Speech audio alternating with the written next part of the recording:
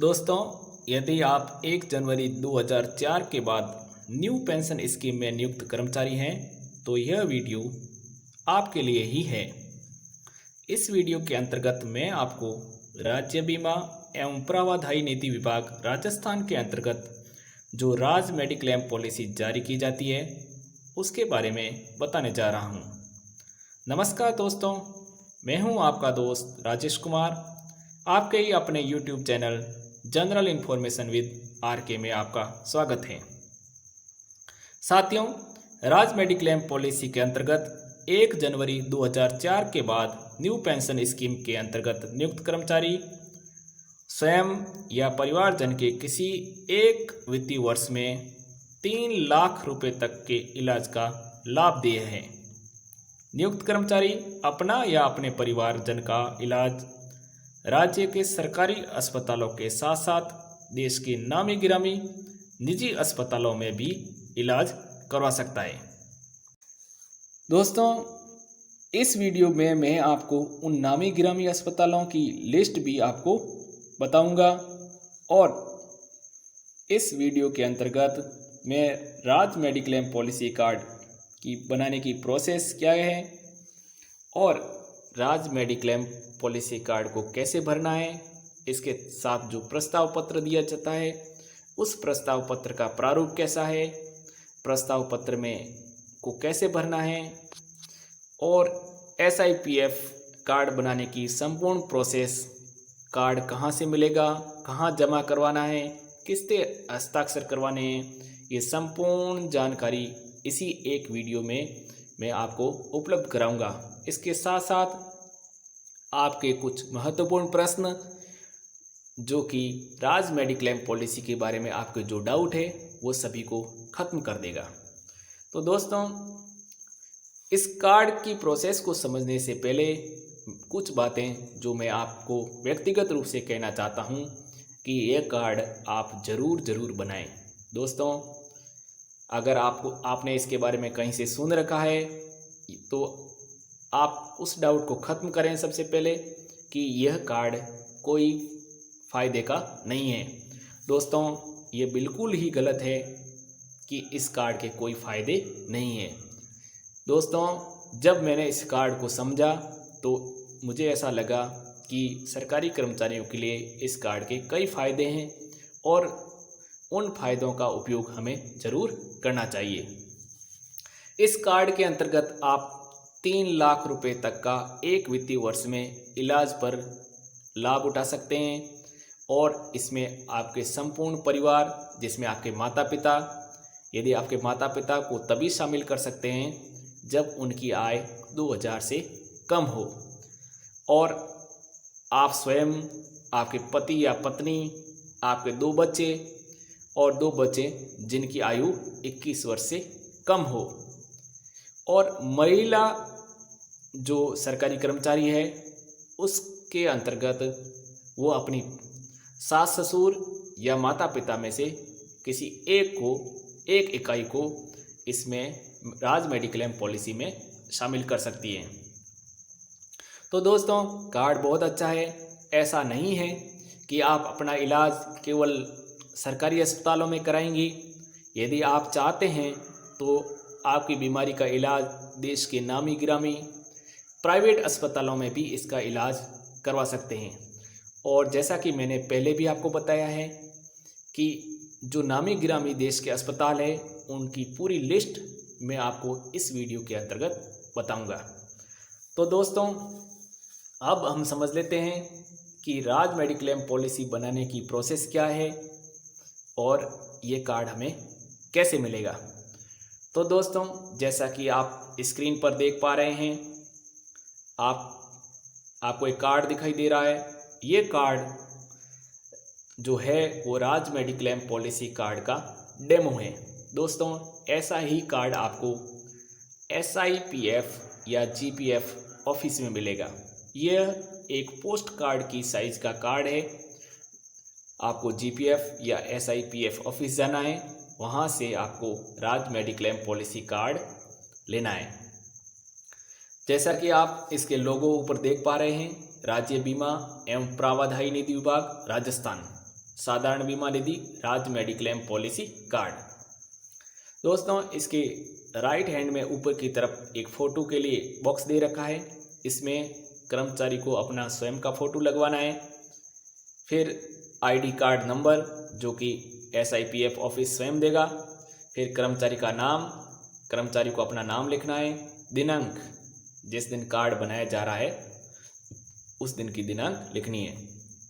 फिर जन्म तिथि, फिर प्रथम नियुक्ति तिथि, फिर आईडी नंबर, वेतन श्रृंखला, श्रेणी, मोबाइल नंबर और स्थायी पता। इसके बाद आपको अपने परिवार के सदस्यों के फ़ोटो लगाने हैं। जैसा कि आपका स्वयं का फ़ोटो ऊपर कोने में लग गया है। फिर उसके बाद आपकी पति या पत्नी का फ़ोटो, और यदि आपके माता पिता आपके मुख्यालय पर साथ में रहते हैं और उनकी आय 2000 से कम है तो इस पॉलिसी के अंतर्गत वो भी शामिल किए जा सकते हैं, तो उनके भी आप फ़ोटो लगा सकते हैं। इसके अतिरिक्त आप अपने 2 बच्चों को शामिल कर सकते हैं। 2 बच्चे जो कि 21 वर्ष से कम आयु के होने चाहिए। और दोस्तों बच्चों के मामले में एक बात ये ध्यान रखने की है कि यदि प्रथम प्रसव में 2 बच्चे होते हैं तब तो उन 2 बच्चों को ही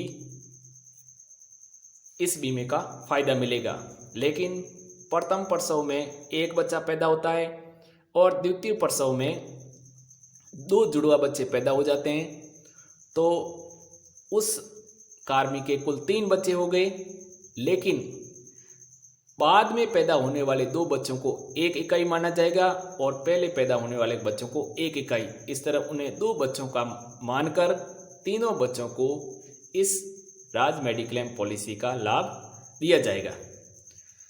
इसके बाद दोस्तों जैसा कि आप नीचे देख पा रहे हैं, हस्ताक्षर आहरण एवं वितरण अधिकारी मय सील, तो यहाँ पर आपकी जो सैलरी बनाता है DDO वो यहाँ पर हस्ताक्षर करेगा। ये हस्ताक्षर करने के बाद ये आपको कार्ड SIPF ऑफिस जमा कराना है। दोस्तों संक्षिप्त में प्रोसेस फिर समझ लेते हैं। ये कार्ड आपको SIPF ऑफिस में मिलेगा, वहाँ जाकर आपको ये कार्ड लेना है, ब्लैंक कार्ड मिलेगा। फिर आपको भरना है, फ़ोटो लगाने हैं और आपको DDO से हस्ताक्षर करवाने हैं। हस्ताक्षर करवाने के बाद आपको पुनः SIPF ऑफिस जमा करा देना है और SIPF ऑफिस में जमा कराने के बाद 2 या 3 दिन बाद आपको हस्ताक्षर राज्य बीमा एवं प्रावधायी निधि विभाग के द्वारा हस्ताक्षर और सील लगाकर आपको दे दिया जाएगा। ये कार्ड देने के बाद आपको इसके सारे फायदे दे होंगे। इसके कार्ड के साथ साथ एक प्रस्ताव पत्र भी भर कर देना होगा। वो प्रस्ताव पत्र का फॉर्म कैसा है और उसको कैसे भरना है ये हम वीडियो के आगे के स्टेप में जानेंगे। तो दोस्तों जानते हैं कि वो प्रस्ताव पत्र क्या है और कैसे भरना है। दोस्तों जैसा कि आप जो स्क्रीन पर आप देख पा रहे हैं वो इसका प्रस्ताव पत्र है। राजस्थान सरकार कार्यालय वरिष्ठ अतिरिक्त निदेशक साधारण बीमा निधि राज्य बीमा एवं प्रावधायी निधि विभाग D ब्लॉक द्वितीय तल वित्त भवन, ये प्रस्ताव पत्र है। इसका मैं आपको लिंक डिस्क्रिप्शन बॉक्स में दे दूंगा, तो आप इसको डाउनलोड कर सकते हैं और कार्ड का भी लिंक दे दूंगा। आपको जाने की ज़रूरत नहीं है, ये कार्ड भी इस्तेमाल कर सकते हैं, सेम का सेम है। आप पोस्ट कार्ड साइज के पेज पर आप प्रिंट करवा सकते हैं और प्रिंट करवाने के बाद इसको भरकर SIPF ऑफिस में जमा करा सकते हैं।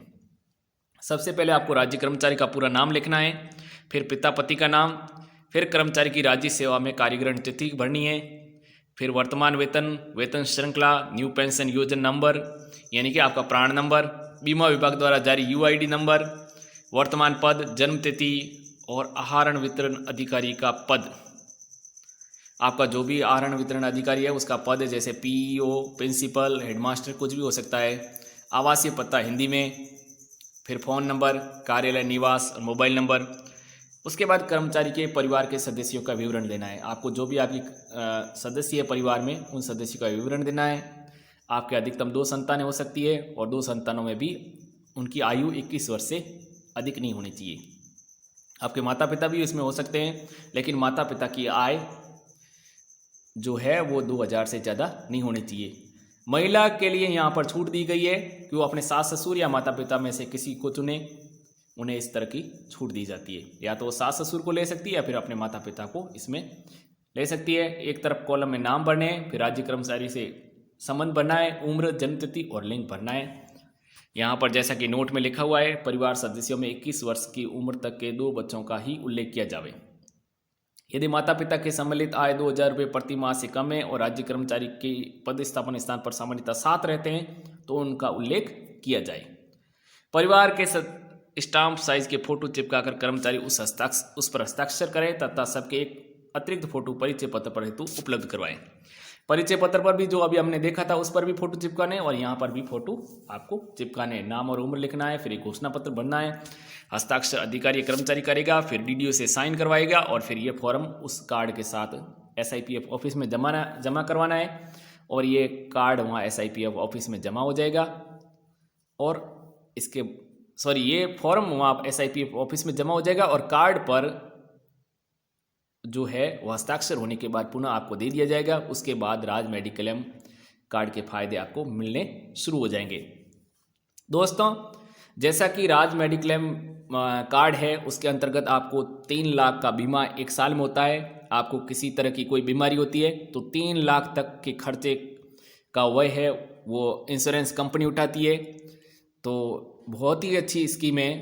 और आपको ऐसा नहीं है, लोग समझ रहे हैं कि सरकारी अस्पताल में ही हमें इलाज कराना होता है और सरकारी अस्पतालों में अच्छी सुविधाएं नहीं मिलती है, या फिर ऐसे सरकारी अस्पताल इसमें शामिल किए गए हैं जो लो कैटेगरी के। दोस्तों, ऐसा नहीं है। इसमें बहुत ही अच्छे देश के नामी गिरामी जो प्राइवेट हॉस्पिटल भी शामिल किए गए हैं। तो मैं आपको पूरी लिस्ट बताऊंगा इसमें। दोस्तों, आप बिल्कुल वीडियो को स्किप मत करना और आप ये कार्ड ज़रूर बनाना। दोस्तों, ऐसा नहीं है कि मैं आपको YouTube पे मेरा वीडियो चलाने के लिए बात बोल रहा हूँ। इसमें आपका खर्चा भी नहीं लगने वाला, आपका 1 रुपया भी नहीं लगने वाला है, तो फिर कार्ड का फ़ायदा क्यों न उठाया जाए। मेरा आपको बिल्कुल विनम्र निवेदन है कि आप सभी साथी लोग हैं, जितने भी शिक्षक साथी या फिर और किसी राज्य सरकार की सेवा में लगे हुए साथी हैं, उन सभी से मेरा निवेदन है कि आप ये वीडियो ज़रूर देखें और ये कार्ड ज़रूर बनाएं। दोस्तों, बीमारी का कोई पता नहीं होता है, बीमारी कभी पूछ के नहीं आती है, तो कब कौन बीमार हो जाए, अपने परिवार के सदस्यों में से कौन बीमार हो जाए, तो इस कार्ड के द्वारा आप 3 लाख का फ़ायदा उठा सकते हैं। और दोस्तों, देश के नामी गिरामी अस्पताल इसमें शामिल हैं। ऐसा नहीं है कि केवल सरकारी अस्पताल राजस्थान की शामिल है। आप अगर यहाँ नहीं इलाज कराना चाहते हैं तो आप राजस्थान से बाहर भी जो प्राइवेट हॉस्पिटल है, नामी गिरामी प्राइवेट हॉस्पिटल में इलाज करवा सकते हैं। तो दोस्तों, ये बिल्कुल आपको कार्ड बना लेना चाहिए और जल्दी से जल्दी बना देना चाहिए। अगर आपके पास कार्ड नहीं होगा तो इस बीमा जो है ये राज मेडिक्लेम पॉलिसी है, उस पॉलिसी का आपको कोई फ़ायदा नहीं मिलेगा। अब दोस्तों, हम पढ़ लेते हैं समझ लेते हैं कुछ महत्वपूर्ण प्रश्न हैं, उन प्रश्नों के बारे में। इन प्रश्नों को समझने के बाद आपके सारे जो डाउट है वो क्लियर हो जाएंगे। कितना बीमा धन है इसके अंदर और कौन कौन से हॉस्पिटल शामिल हैं, इसकी सब जानकारी है मैं आपको उपलब्ध कराऊंगा। तो दोस्तों, हम उस प्रश्नों की तरफ चलते हैं और जान लेते हैं कि वो प्रश्न कौन कौन से है। दोस्तों, पहला प्रश्न है, राज मेडिक्लेम योजना किन कर्मचारियों पर लागू है? तो इसका उत्तर है, मेडिक्लेम योजना 1 जनवरी 2004 से नियुक्त राज्य सरकार के कर्मचारियों पर परिवीक्षा काल से लागू है।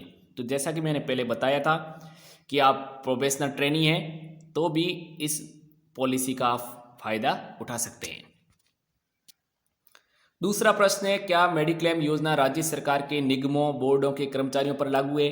उत्तर, हाँ, मेडिक्लेम योजना 1/1/2004 से नियुक्त राज्य सरकार के निगमों बोर्डों के कर्मचारियों पर और उनका प्रीमियम प्राप्त होने की दिनांक से लागू है। प्रश्न 3, राज्य सरकार के कर्मचारियों के लिए राज मेडिक्लेम पॉलिसी का प्रीमियम कौन देता है? उत्तर, राज्य सरकार के कर्मचारियों के लिए राज मेडिक्लेम पॉलिसी का प्रीमियम राज्य सरकार द्वारा वहन किया जाता है। प्रश्न नंबर 4 है, राज्य सरकार के निगमों बोर्डों के कर्मचारियों के लिए मेडिक्लेम पॉलिसी का प्रीमियम कौन देता है? उत्तर, राज्य सरकार के निगमों बोर्डों के कर्मचारियों के लिए उनके संस्थान द्वारा प्रीमियम का वहन किया जाता है। राज मेडिक्लेम पॉलिसी का बीमा धन क्या है? जैसा कि दोस्तों मैंने पहले ही बता दिया है कि राज मेडिक्लेम पॉलिसी प्रत्येक वित्तीय वर्ष के लिए जारी की जाती है। वो वर्तमान में इसका बीमा धन रुपये 3 लाख है। राजस्थान सरकार के कौन से बोर्डों, निगमों, स्वायत्त शासी संस्थाओं को मेडिक्लेम पॉलिसी जारी की जाती है? इसका उत्तर है वे बोर्ड, निगम एवं स्वायत्त शासी संस्थाएं जिनमें राजस्थान सरकार का वित्तीय हित निहित है एवं जिन पर राज्य सरकार के नियम लागू होते हैं। प्रीमियम का भुगतान करने के उपरांत 1 जनवरी 2004 से नियुक्त अपने कार्मिकों के लिए मेडिक्लेम पॉलिसी की सुविधा प्राप्त कर सकते हैं। समस्त मेडिक्लेम पॉलिसी के अंतर्गत परिवार की परिभाषा क्या है? परिवार की परिभाषा दोस्तों आप ध्यान से समझिएगा। जैसा कि मैंने पहले भी बताया है, कर्मचारी के पति पत्नी, 21 वर्ष तक की 2 संतान व माता पिता जो सामान्यतः राज्यकर्मी के पद स्थापन के स्थान पर रहते हो तथा जिनकी मासिक आय 2000 रुपये से कम हो। प्रश्न 8, क्या जुड़वा बच्चों के होने की स्थिति में 2 से अधिक संतानों पर मेडिक्लेम का लाभ देय है? उत्तर, प्रथम प्रसव से यदि 1 से अधिक जीवित संतान हैं तो उनको पृथक इकाई माना जाएगा। यहाँ पर दोस्तों समझना जरूरी है कि प्रथम प्रसव के दौरान यदि उनके 2 बच्चे होते हैं, जुड़वा संतानें पैदा होती है तो उनको पृथक इकाई मानकर 2 बच्चे माने जाएंगे। और यदि प्रथम प्रसव से यदि 1 जीवित संतान है दोस्तों, अगर प्रथम बार प्रसव के दौरान अगर 1 ही बच्चा पैदा होता है और फिर द्वितीय प्रसव में 1 से अधिक संतान पैदा होती है तो पहले वाले को 1 इकाई और दूसरे वाले को 1 इकाई यानी 2 ही टोटल बच्चे माने जाएंगे। यानी बाद में मान लो भले कितने भी बच्चे होते हो, द्वितीय प्रसव में 2 या 3 कितने भी होते हो, उनको 1 इकाई माना जाएगा। यानी उनको होंगे तो अगर मान लीजिए जैसे दोस्तों पहले में 1 है और द्वितीय प्रसव में 3 बच्चे पैदा होते हैं या फिर 2 होते हैं, मान लो 2 जुड़वा पैदा होते हैं और पहले में 1 है तो 1 और 2 टोटल बच्चे तो 3 हो गए, लेकिन और तीनों को ये फायदा मिलेगा, लेकिन उनके बच्चे 2 ही गिने जाएंगे। 2 गिनने का मतलब जो नियम उनका था राज मेडिक्लेम पॉलिसी का वो नियम इन पर लागू होगा, लेकिन फायदा एक्चुअल में 3 लोगों को मिल रहा है। महिला कर्मचारी के लिए आश्रित परिजन की परिभाषा क्या है? महिला कर्मचारी के पास ये विकल्प है कि वो अपने माता पिता अथवा सास ससुर में से किसी भी एक को परिवार में शामिल कर सकती है। जैसा मैंने पहले भी बताया था, महिला कर्मचारी के पास ये विकल्प है कि वो माता पिता को अपने इस पॉलिसी के अंतर्गत रखे या फिर सास ससुर को पॉलिसी में रखे। कर्मचारी कार्मिक किन अस्पतालों में इलाज करवा सकता है? कर्मचारी एवं उसके आश्रित परिवारजन किसी भी राजकीय चिकित्सालय एवं राज्य सरकार विभाग द्वारा अनुमोदित निजी चिकित्सालयों में इलाज करवा सकता है। वो राज्य सरकार के जो सरकारी अस्पताल है वहाँ पर भी इलाज करवा सकता है, और कुछ लिस्ट दी हुई है, उस लिस्ट में से जो प्राइवेट हॉस्पिटल है वहाँ पर भी कर्मचारी अपने परिवार का इलाज करा सकता है। मेडिक्लेम बीमा योजना में अनुमोदित अस्पताल कौन कौन से हैं? तो उत्तर है राज्य के अनुमोदित निजी अस्पतालों की अद्यतन जानकारी हेतु वित्त विभाग की वेबसाइट, जैसा कि यहाँ पर वेबसाइट दी हुई है, इस वेबसाइट पर भी जा सकते हैं, लेकिन मैंने आपकी जानकारी के लिए वो लिस्ट यहाँ पर दे दी है। राज्य सरकार द्वारा अनुमोदित चिकित्सालयों की सूची निम्नानुसार है। देखो दोस्तों, ये प्राइवेट हॉस्पिटल है जो देश के नामी हॉस्पिटलों में नाम आते हैं इनके। All India institute of medical sciences New Delhi, Bombay hospital Bombay, Christian medical college and hospital Vellore, Fortis अस्पताल New Delhi, Gujarat state cancer and research institute MP Shah cancer hospital Ahmedabad, post graduate institute and research centre Chandigarh, Rajiv Gandhi cancer institute and research centre New Delhi, Tata memorial hospital Bombay, the Gujarat research and medical institute Rajasthan hospital Ahmedabad, institute of liver and biliary science नई Delhi, Medanta the made city Gurgaon, cardiology, CT surgery, joint replacement और liver transplant के लिए, Shelby hospital Ahmedabad नई दिल्ली केवल joint replacement के लिए, Indraprastha Apollo hospital नई Delhi liver transplant के लिए, global hospital Chennai liver transplant के लिए, स्टर्लिंग हॉस्पिटल अहमदाबाद। दोस्तों कुछ हॉस्पिटल दिए गए हैं जिनमें कुछ विशेष बीमारी होने पर ही उनमें हम जा सकते हैं, जो जैसा कि आप देख पा रहे हैं। इसके बाद प्रश्न 13 है, नकद विहीन सुविधा किन बीमारियों से प्राप्त है। दोस्तों इसका एक सबसे बड़ा फायदा है कि कुछ ऐसी बीमारियां भी होती है जिन बीमारियों में आपको एक भी पैसा नहीं देना पड़ेगा, बिना पैसे इलाज पॉसिबल है। नकद विहीन सुविधाओं में 7 गंभीर बीमारियों पर लागू है, जो इस प्रकार है। Number 1 coronary artery surgery, 2 cancer, 3 renal failure that is failure of both kidneys, 4th stroke, 5th multiple sclerosis, 6th meningitis और 7th है major organ transplants like heart, kidney, liver, lung, pancreas और बोन मेरो ट्रांसप्लांटेशन। इन 7 बीमारियों में आपका एक भी पैसा नहीं लगेगा, बिना पैसे इलाज संभव है। पैसा तो सब में और बीमारियों में भी नहीं लगना है, लेकिन उसमें पैसा पहले आपको व्यय करना पड़ेगा, फिर बिल जमा कराना पड़ेगा और उसके बाद आपके अकाउंट में जमा होंगे। लेकिन ये जो बीमारियां थी, इन 7 बीमारियों में आपको कैशलेस सुविधा भी मिलेगी, यानी आपको बिना कैश इलाज पॉसिबल होगा। नकद विहीन सुविधा के लिए क्या करना चाहिए। नकद विहीन सुविधा प्राप्त करने के लिए राज्यकर्मी परिवारजन के अस्पताल में भर्ती से पूर्व या भर्ती होते ही 24 घंटे के अंदर परिचय पत्र के साथ संबंधित निजी अस्पताल के माध्यम प्री ऑथराइजेशन टीपीए को प्रसिद्ध किया जाना अनिवार्य है। राज्य मेडिक्लेम दावे का पुनर्भरण प्राप्त करने के लिए दावे का आवेदन प्रस्तुत सबमिट करने की समय सीमा क्या है। इस बात को विशेष तौर से ध्यान दें दोस्तों। उत्तर राज्यकर्मी अस्पताल छोड़ने के 90 दिवस में इलाज से संबंधित सभी मूल दस्तावेजों के साथ दावा प्रपत्र SSO ID से ऑनलाइन सबमिट करेगा तथा हार्ड कॉपी संबंधित जिला बीमा कार्यालय को जमा करेगा। प्रश्न 16 बोर्ड निगम कार्मिकों के लिए मेडिक्लेम दावे के पुनर्भरण के लिए दावे के आवेदन की अधिकतम सीमा क्या है। बोर्ड निगम कार्मिक अस्पताल छोड़ने के 90 दिवस में इलाज से संबंधित सभी मूल दस्तावेजों के साथ दावा प्रपत्र की हार्ड कॉपी टीपीए के हेल्प डेस्क साधारण बीमा निधि ज्योति नगर वित्त भवन जयपुर को जमा करवाएंगे।